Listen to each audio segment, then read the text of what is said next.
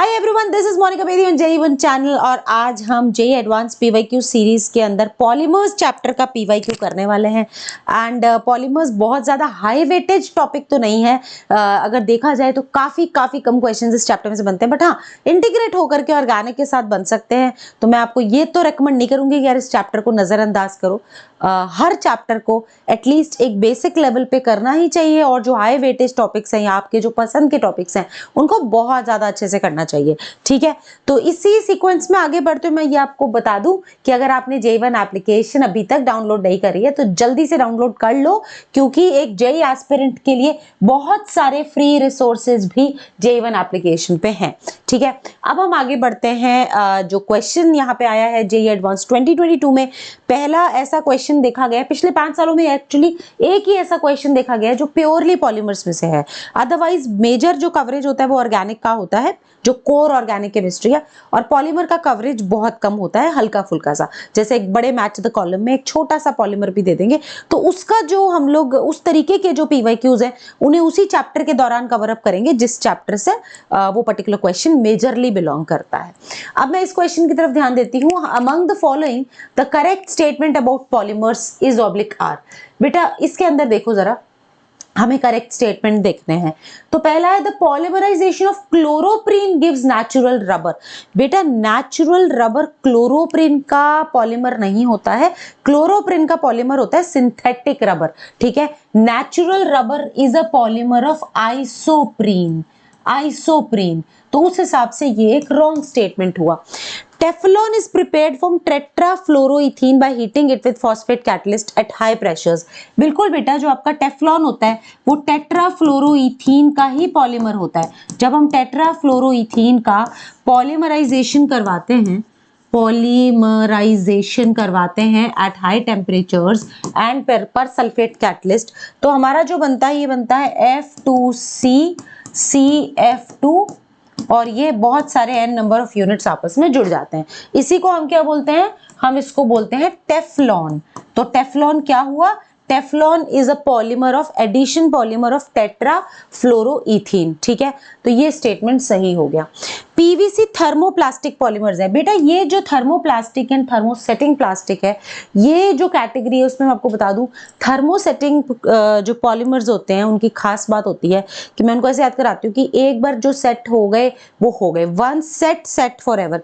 बार बार आप उनको पिघला के और जमा के अलग अलग नई अतरंगी शेप्स नहीं दे सकते हो। तो ये कौन होते हैं? Thermosetting, one set it is set for ever, जैसे बेकेलाइट। जबकि थर्मोप्लास्टिक्स जो होते हैं वो अपने नॉर्मल प्लास्टिक, जो आपने देखा होगा कचरे बीनने वाले लोग जो हैं वो पॉलीथीन की जो वो थैलियां होती हैं, पॉलीथीन बैग्स, उनको बीनते एक बोरे में इकट्ठा करते हैं टू रिसाइकिल, बिकॉज गर्म करने पे वो पिघल जाते हैं, ठंडा करने पे फिर से नई शेप एक्वायर कर लेते हैं। उनको हम बोलते हैं थर्मोप्लास्टिक्स। तो thermoplastic PVC is a polymer which belongs to thermoplastic polymer. चौथा स्टेटमेंट है ethene at 350 to 570 kelvin temperature and 1000 से 2000 atmospheric pressure and peroxide initiator yield high density polythene. ये गलत है। हाई डेंसिटी पॉलीथीन इतने high temperature के ऊपर और हाई प्रेशर पे नहीं बनती है, इंस्टेड उसकी कंडीशंस लेस इंटेंस होती हैं। ये जो कंडीशंस हैं ये लो डेंसिटी पॉलीथीन की हैं, इसलिए आपका ये स्टेटमेंट हो जाएगा गलत। ठीक है, this statement would be wrong. अच्छा, मैं इसी के साथ एक NCERT का स्निप अटैच करके लाई हूं आपको ये बताने के लिए कि कितना क्वेश्चन ये NCERT से बिलोंग करता है। तो इथीन वाला केस लेंगे, ये देखो लो डेंसिटी पॉलीथीन के अंदर ये साफ साफ लिखा हुआ है कि आपका 1000 से 2000 एटमॉस्फेयर प्रेशर एंड 350 से 570 केल्विन टेम्परेचर, ये लो डेंसिटी के लिए लिखा हुआ है। जबकि यहाँ पे यही चीज हाई डेंसिटी के लिए दे रखी है। हाई डेंसिटी के लिए देखें अपन तो जिग्लर-नाटा कैटलिस्ट लगते हैं। ठीक है, और उसके अलावा ये जिग्लर-नाटा कैटलिस्ट के अलावा कम प्रेशर लगता है 6 से 7 एटमॉस्फेयर एंड टेम्परेचर 333 to 343। तो आप बिल्कुल क्लियरली देख सकते हैं कि हाई डेंसिटी जो होता है उसकी कंडीशंस अलग है। इन्होंने कंडीशंस लो डेंसिटी की दी है, बनाया हाई डेंसिटी है, इसीलिए ये आपका गलत हो जाता है। तो correct answer to this question is B and C। ये दोनों करेक्ट ऑप्शंस हैं इस पर्टिकुलर क्वेश्चंस के लिए जो पूछा गया JEE एडवांस्ड 2022 में। तो पॉलीमर्स का बेटा जो कवरेज है वो प्योरली तो बहुत कम होता है। 90% क्वेश्चन कोर ऑर्गेनिक से बिलोंग करता है, 10% 20% ये लोग थोड़ा सा पॉलीमर का अटैच कर देते हैं, तो वो हम उस कोर ऑर्गेनिक में डिस्कस करेंगे अगर ऐसा कोई भी क्वेश्चन पॉलीमर का है तो। ठीक है, अदरवाइज ये हाई वेटेज टॉपिक्स में नहीं आता है।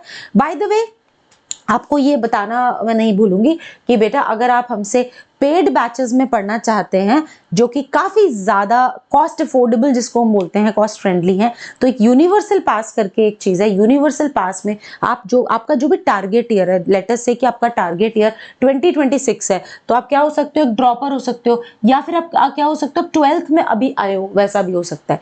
तो इस केस में अगर आप यूनिवर्सल पास खरीदते हो तो अब से लेकर के आपकी जो पूरी एंड एग्जाम जो एडवांस तक की जर्नी है, उसमें जितने कोर्सेज हमारे लॉन्च होंगे टाइम टू टाइम, उसकी एक्सेस आपको मिलेगी। उसमें आपको अलग से न्यू एक्सेस खरीदनी नहीं पड़ेगी। जैसे आप कई बार सोचते हो ना कि अरे वाह फिनाले एक्स आ गया तो हमें लेना है, कि आपको नहीं लेना है, क्योंकि आपने यूनिवर्सल पास ले रखा है। आपको सारे आपके टारगेट ईयर के अंदर जितने भी हमारे कोर्सेज लॉन्च होते हैं उन सबकी एक्सेस मिलेगी। लेकिन अगर आप 2027 एस्पिरेंट हैं, लेटेस्ट से आप अभी 11th में आए हैं, तो आपको पहले एनर्जी की, फिर अगले साल प्रोडिजी की, ठीक है, फिर आपको ये जो आपके पूरा आपका जेई मेंस की जर्नी, जेई मेन 1 2 और फिर जेई एडवांस, ठीक है, तो लर्निंग भी, रिवीजन भी और टेस्ट भी, आपको सारे बैचेस की एक्सेस मिल जाएगी। तो ये एक बहुत सही चीज है जिसका हिस्सा बनके आप किसी भी तरीके के कंफ्यूजन से दूर रहते हैं, और आप जो हम पूरा कोर्स कराएंगे, फिर रिविजन्स कराएंगे, फिर टेस्ट लेंगे, अपने आप आपको सबकी एक्सेस मिलती चली जाएगी इफ यू हैव यूनिवर्सल पास, ठीक है।